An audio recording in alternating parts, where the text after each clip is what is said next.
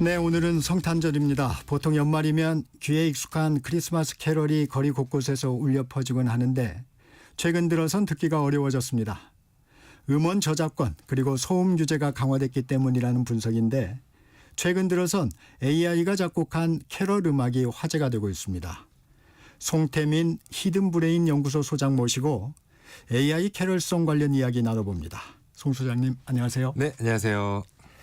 먼저 캐럴이라는 말, 둥글게 돌며 추는 춤과 노래를 뜻하는 프랑스어 카롤에서 유래됐다 맞습니까? 네, 맞습니다. 네, 우리에게는 성탄절 무렵에 듣는 노래로 익숙한데 거리에서 요즘 듣기가 좀 어려워졌어요. 네, 맞습니다.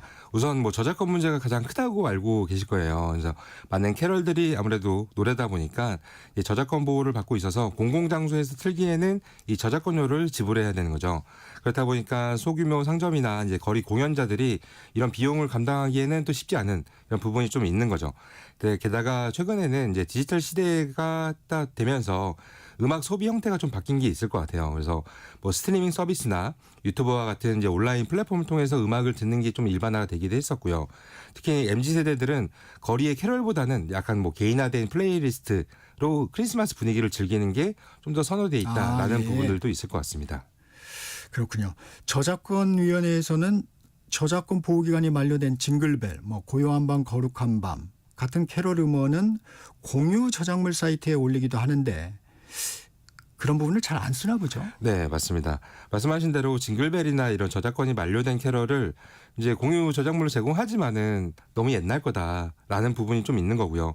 한마디로 매번 들을 수 없는 건데 우리는 실제로 듣고 싶어 하는 거는 현대적인 이런 편곡이라든지 혹은 유명 아티스트의 연주 버전 이런 것들 같은 경우는 여전히 저작권 보호를 받고 있기 때문에 아무래도 틀기가 좀 힘든 부분이 좀 있을 것 같습니다. 네.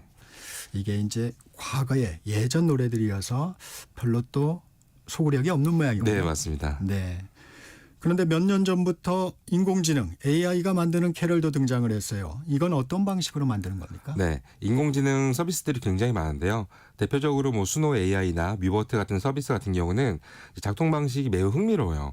이제 사용자들이 원하는 장르나 분위기 이런 키워드만 입력만 하면 됩니다. 예를 들어서 AI가 학습한 음악 패턴을 기반으로 해서 완전한 새로운 곡을 만들어내는데 제가 따뜻한, 크리스마스, 종소리 이런 키워드만 입력하면은 이에 맞는 분위기에 맞는 캐럴이 생성되는 거죠. 놀라운 점은 이런 모든 과정들이 약 1분이면은 노래 한 곡이 완성되는 거죠. 여기에다가 AI 이미지 생성 프로그램인 미드저니와 같은 프로그램으로 앨범 자켓도 만들고요. 런웨이나 소로와 AI 같은 인공지능 프로그램을 이용하면 뮤직비디오까지 손쉽게 제작이 가능합니다. 아, 뮤직비디오까지. 네네. 네. 저희 전격 시사 청취자분들을 위해서 특별히 소장님께서 AI가 만든 캐럴을 만들어 오셨다고 하는데 잠시 들어볼까요? 네.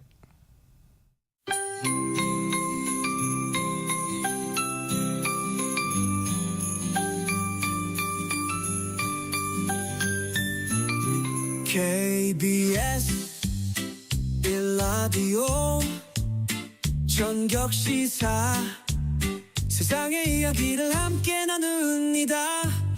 청취자와 함께하는 든든한 뉴스 파트너죠.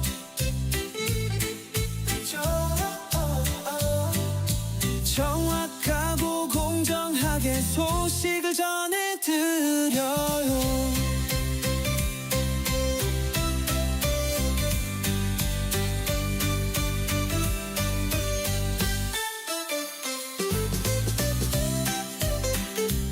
또 가사까지 부르네요. 네, 맞습니다. 제법 크리스마스 분위기가 나는 것 같습니다. 흡사 우리가 일반적으로 듣는 캐럴과 다르지 않은 것 같은데 이런 노래도 결국 기본이 되는 캐럴은 있을 텐데 저작권 문제는 그 부분은 없습니까? 네, 저작권에 대한 부분은 전혀 걱정하지 않아도 되는 이런 부분인데요. 해당 영상 같은 경우는, 해당 음원 같은 경우는 기본적으로 인공지능은 어떤 데이터를 가지고 학습을 하지만 이걸 그대로 베끼진 않습니다.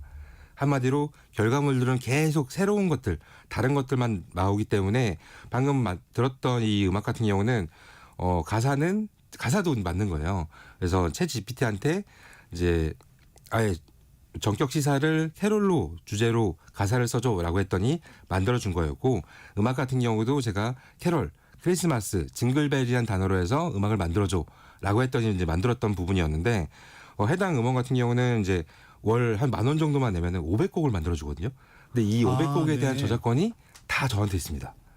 네, 그렇기 때문에 이거에 대한 이제 저작권에 대한 문제는 당연히 뭐 인공지능이었기 때문에 걱정을 안 해도 된다라는 부분들이 대부분 존재하는 게 아까 말했던 것처럼 계속 새로운 결과물을 만들어내는 것들에 대해서는 이런 서비스들이 대부분 책임지고서 뭐 결과물은 베끼는 게 아니다라는 부분으로 이제 해석이 될 것 같습니다. 근데 학습은 기존의 캐럴을 학습할 거 아니에요. 맞습니다. 그러면 거기에는 저작권이 있을 거고. 네. 근데 기존에 이제 학습하는 것들은 뭐 A라는 회사가 있다면은 A라는 회사에서 학습하는 음원들은 뭐 무단으로 다른 사람의 음원을 가져왔다라고는 할 수는 없을 것 같아요. 아, 예. 네, 그렇게 된다면은 이 학습 자체가 이제 문제가 되기 때문에 그래서 이제 학습할 때부터 이제 문제 없는 한마디로 저작권에 문제 없는 걸 가지고서 자신들이 학습을 하던가 혹은 학습을 위해서 돈 주고서 구매한 음원들을 이용했기 때문에 네, 결과물 또한 이제 문제가 없다라고도 얘기를 할 수 있습니다. 아, 이미 그 음원에 대해서 저작권을 가지고 있는 그 회사에서 또 구매를 하는 방법도 있는 거군요. 네, 맞습니다. 네. 이 노래까지 만드는 AI 요즘은 사주도 봐줄 수 있다고요? 이 연말연초명일 사주들 많이 뭐라고 그럴까요? 운세도 좀 보고 네. 그러는데 생성형 AI, 챗 GPT 같은 AI 프로그램이 사주까지 봐준다는데 정말 가능한 겁니까? 맞습니다. 최근에 이제 이런 사주 AI들 좀 많이 나왔어요. 최근에 카이스트에서 남택신 교수 연구팀에서 아예 만든 AI 신당이라는 게 있는데요.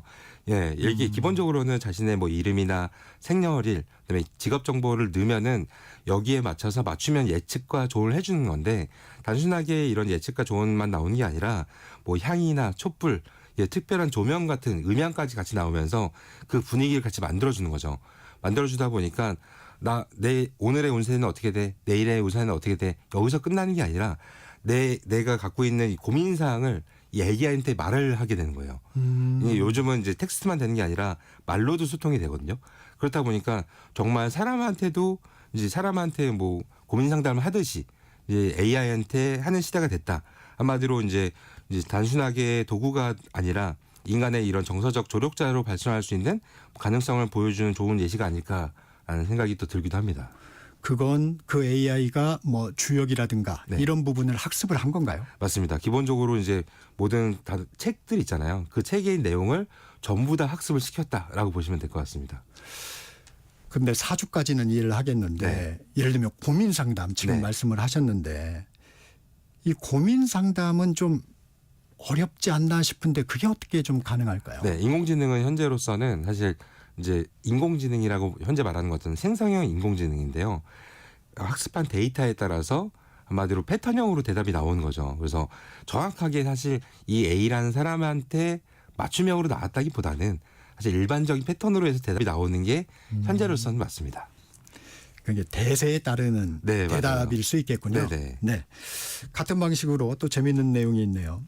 SNS 글을 AI 프로그램이 학습하도록 해서 대신 SNS 글을 쓰는 것도 가능하다. 이 지인들이 보더라도 깜짝 같았는데 소장님도 해보신 적이 있어요? 네, 맞습니다. 이제는 인공지능이 이제 나만의 인공지능이라는 게 가능합니다. 그 소리는 이제 제 데이터를 기반으로 해서 결과물을 만들어내는 건데요. 제가 이때까지 사용했던 SNS의 모든 글들을 모아서 이 PDF 파일을 만들었어요. 그다음에 이거를 제 이제 학습 데이터로 써라라고 해서 제 파일을 올립니다. 올리고 나서 뭐 아무 글이나 막 써요.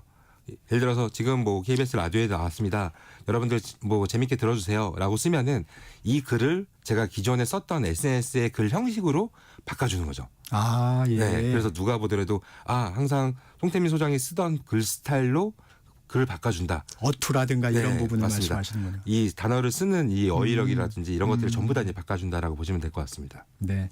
어떤 뭐 요즘에 그런 거 많던데 기호 같은 거 네, 이런 맞습니다. 것들도 이제 소장님이 쓰시는 기호 같은 걸 이제 AI가 이렇게 찾아서 할 수 있겠군요. 네, 근데 약간 이게 무서운 걸 수도 있는 게 딥페이크라고 하시잖아요. 네. 이제 얼굴이나 목소리를 따라하는 거. 네. 이것처럼 글도 사실상 따라할 수가 있는 부분이기 때문에 네. 사실 이제 무서운 부분도 분명히 존재합니다. 네.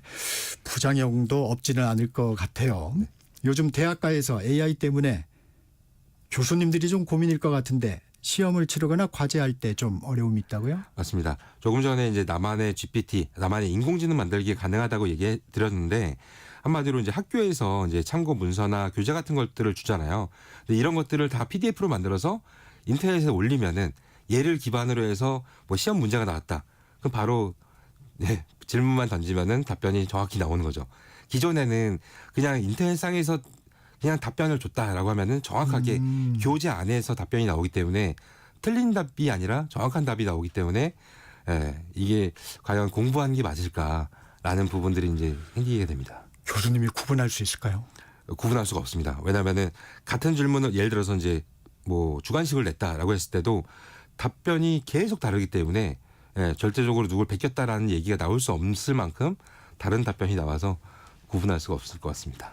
네, 말씀 여기까지 듣겠습니다. 재미있는 내용이었습니다. 지금까지 송태민 히든브레인 연구소 소장이었습니다. 고맙습니다. 감사합니다.